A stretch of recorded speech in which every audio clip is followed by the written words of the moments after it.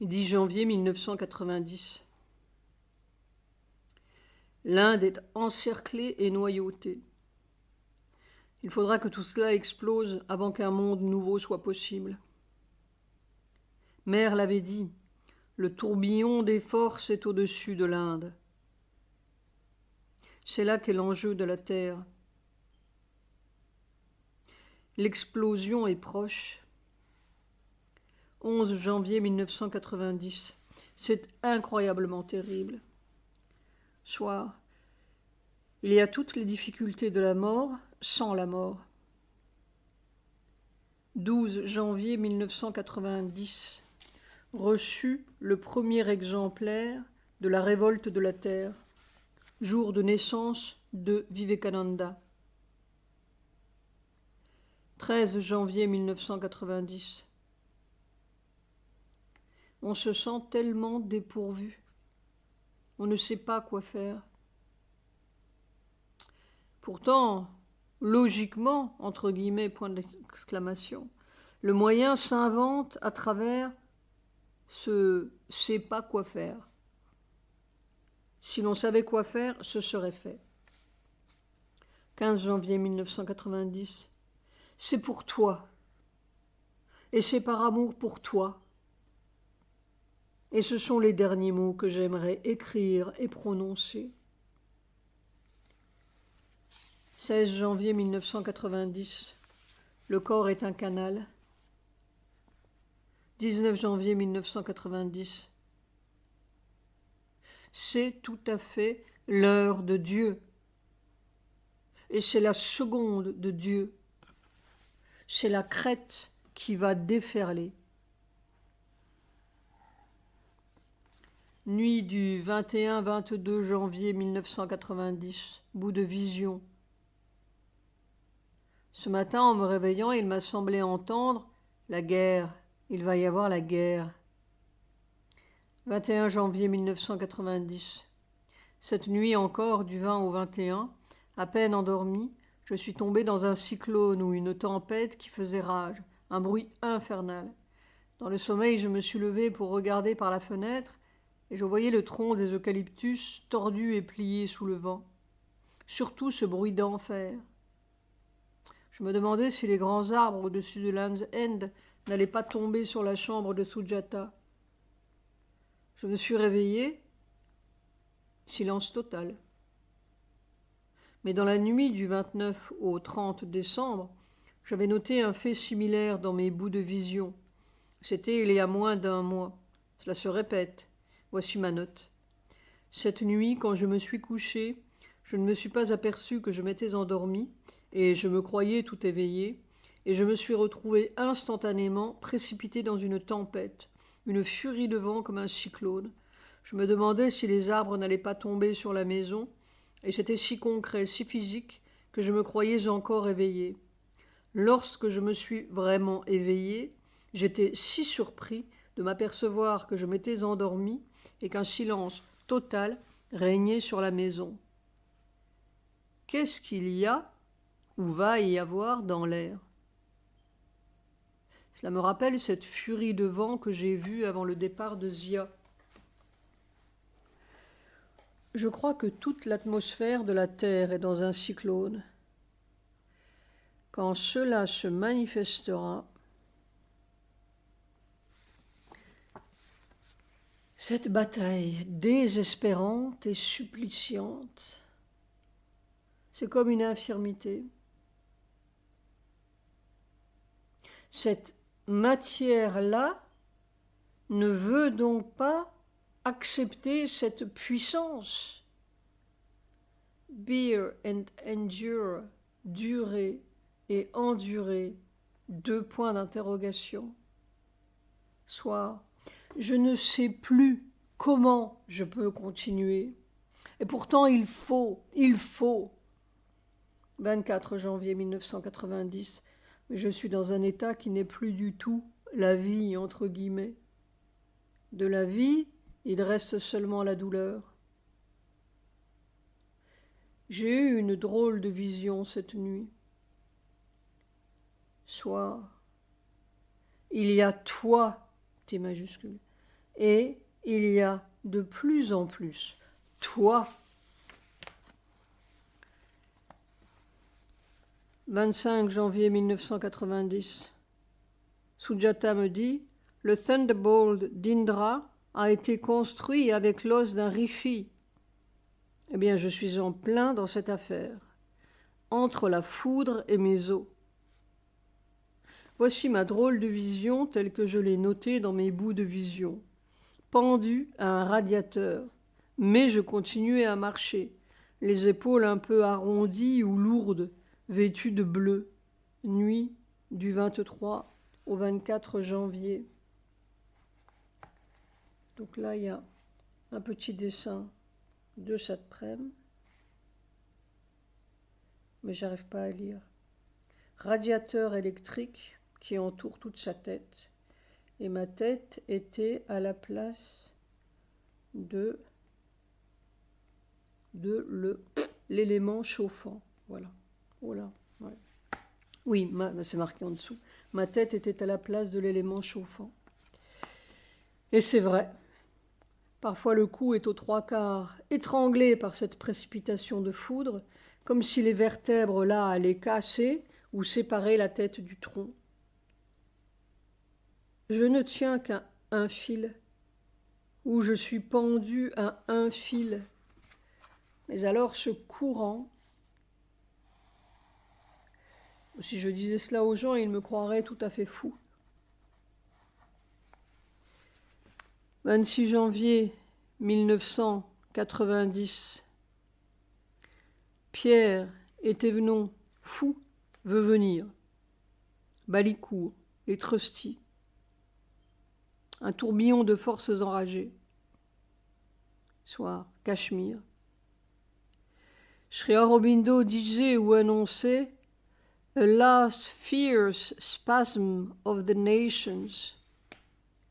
Un dernier spasme féroce des nations. In the Moonlight Collected Poems.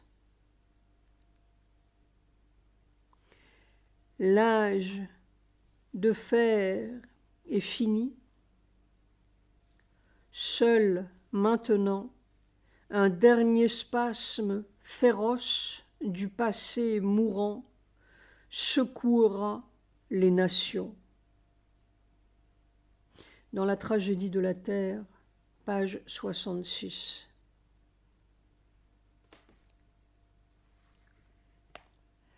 Tout pousse à ça, on va vers ça. 28 janvier 1990.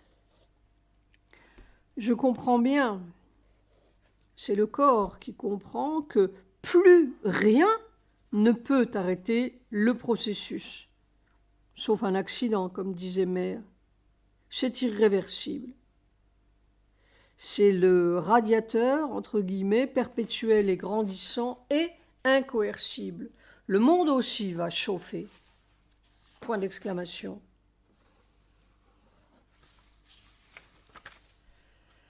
Je suis tellement usée. 30 janvier 1990. Il semble que l'on puisse avoir une action consciente, volontaire, sur cette valve centrale. Cela changerait beaucoup de choses dans la résistance de ce système anatomique. C'est à l'étude, comme dirait Mère. Quand on sait où est l'obstacle, c'est déjà les trois quarts de la solution. Kotagiri ou le Cachemire, ce sont les petits embruns ou moins petits embruns d'une grande vague qui est en train d'empoigner tout le monde en italique. Il y a ce formidable gonflement des épaules par moments, je ne sais pas ce que cela veut dire. 31 janvier 1990. C'est de jour en jour plus terrible ou plus foudroyant à Awesome. Quelques jours avant cette drôle de vision du radiateur, j'avais vu quelque chose. Cela a duré une seconde, mais c'était clair. Quelque chose que je ne m'explique pas bien. Voici ce que j'ai noté dans mes bouts de vision. Nuit du 18 au 19 janvier. Je vois d'au-dessus comme une gouttière dans laquelle coulaient des flammes de couleur doré jaune. J'ai aussi entendu de la musique, juste avant, je crois, de voir cette coulée de flammes ou cette rigole de flammes. Je me demande maintenant si cette gouttière de flammes n'est pas mon écluse centrale. Ça passe comme du feu solide ou de la foudre. Mais c'est peut-être aussi un symbole général du feu qui coule à travers le monde et est en train de tout désagréger.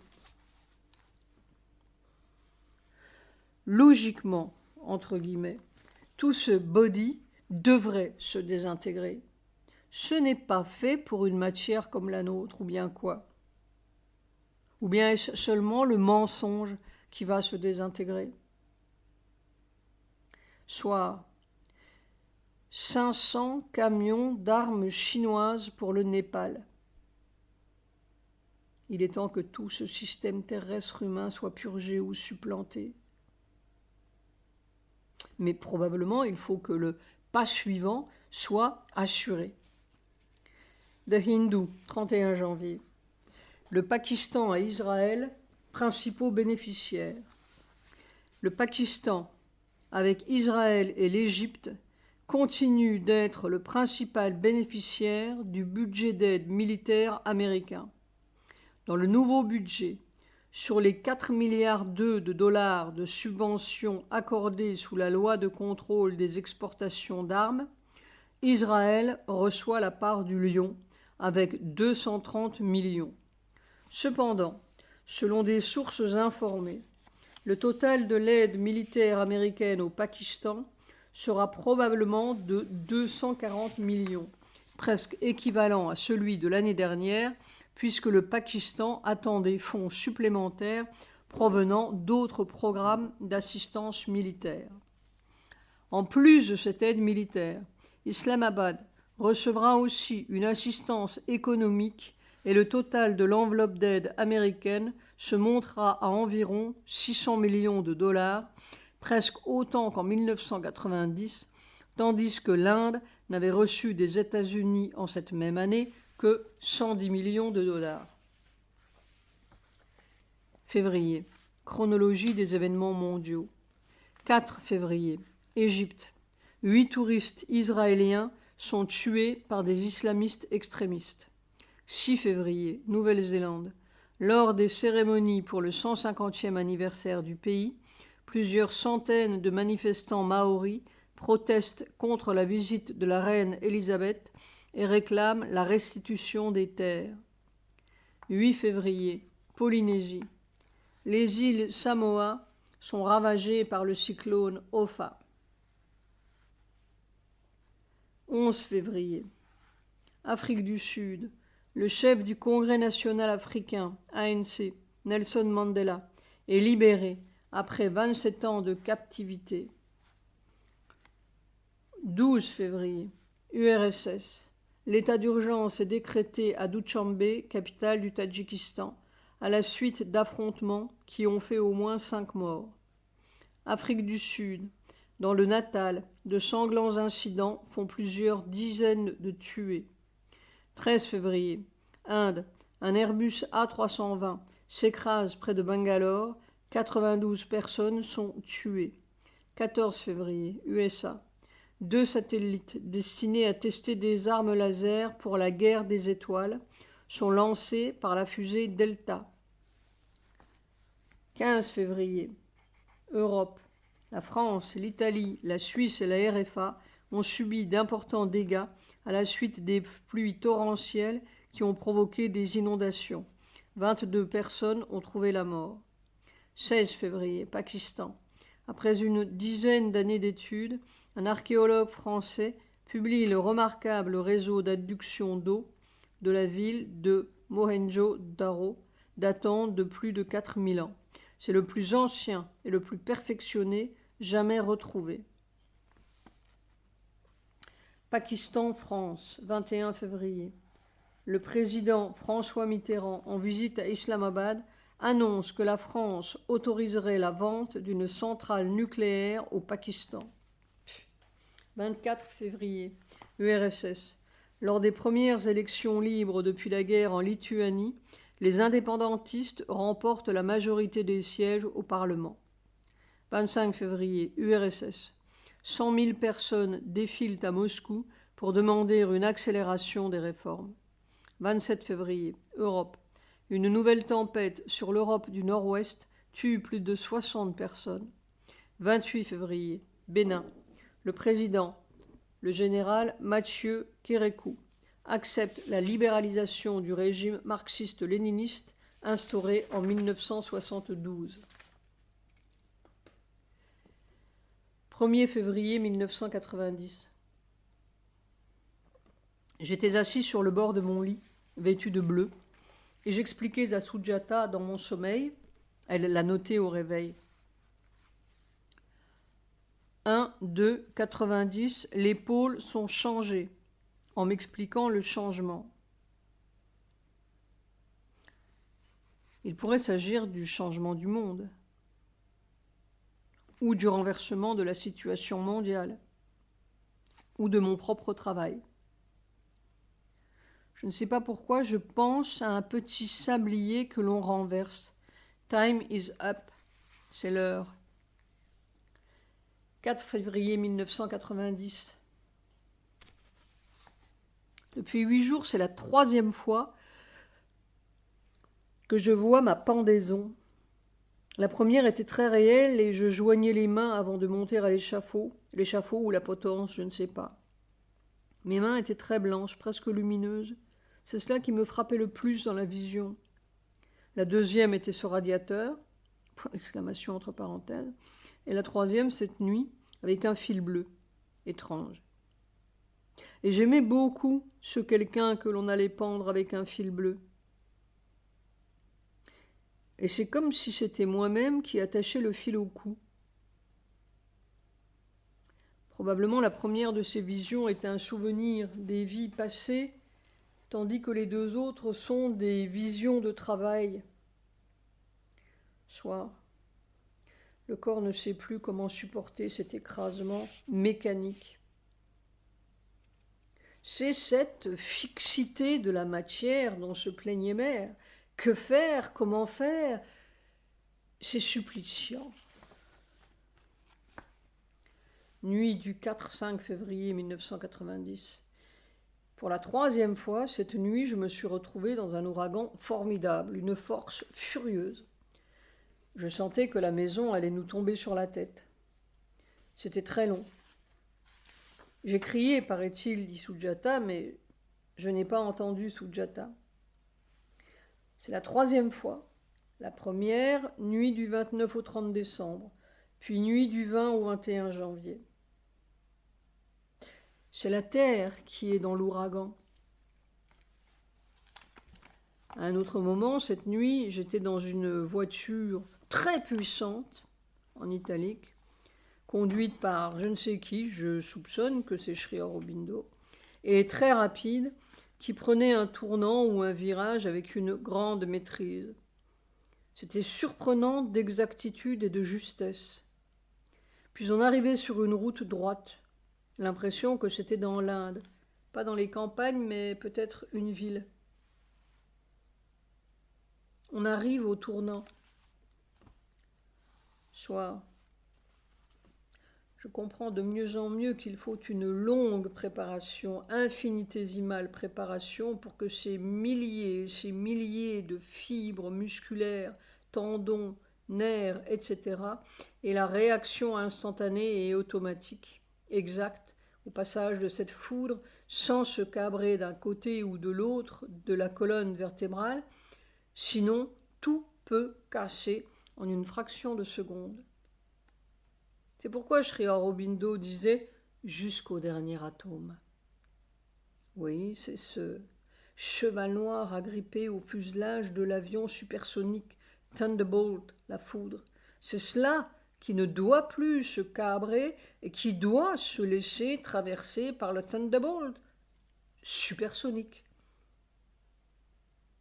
Comme cette nouvelle conscience vous montre les choses minutieusement.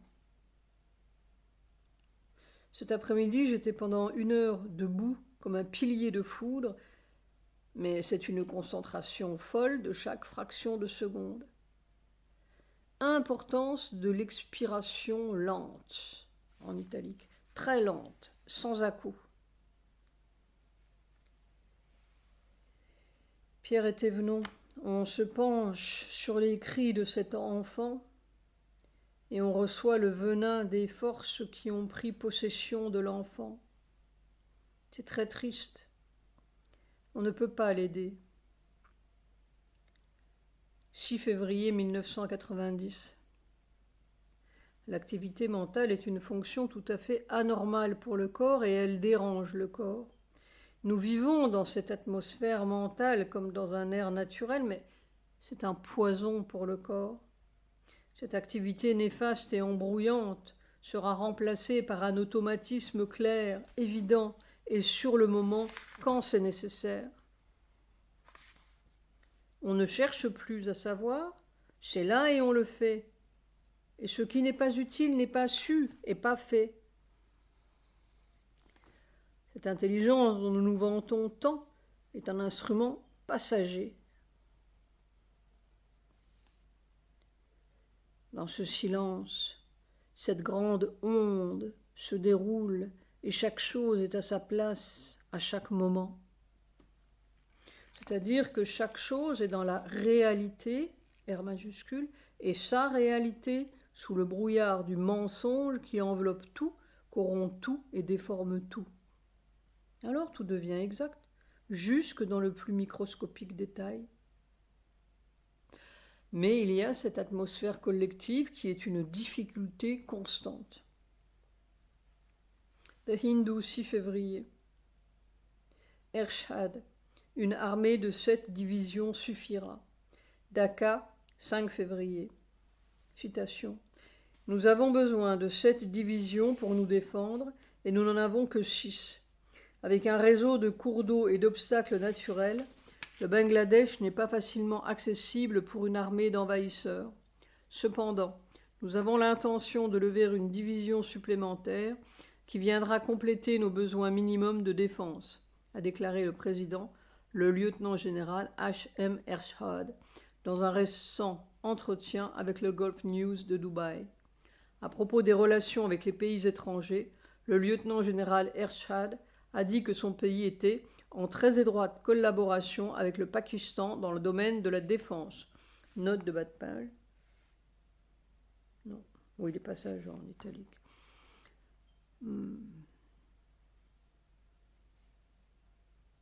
Mais que la majorité de l'équipement provenait de Chine, où les officiers de l'armée étaient aussi entraînés.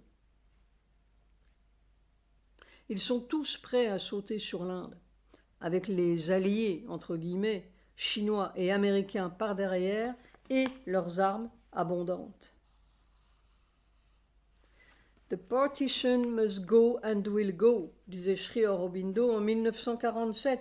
La partition doit disparaître et disparaîtra. Sri Aurobindo on himself. Message du 15 août 1947. 7 février 1990. Une puissance à tout casser. Pour le corps, c'est pire qu'un tremblement de terre parce que c'est continu.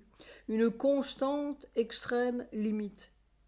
Non, ce n'est pas une extrême limite parce que la limite est constamment dépassée. Évidemment, il faut bien que les limites du donjon soient dépassées. Tout ce que l'on demande à l'instrument humain, c'est de durer et endurer. Tout le reste, ce sont eux qui le font et le donnent et le permettent. Apparemment, je suis au bout, mais ils vous tiennent au-delà du bout.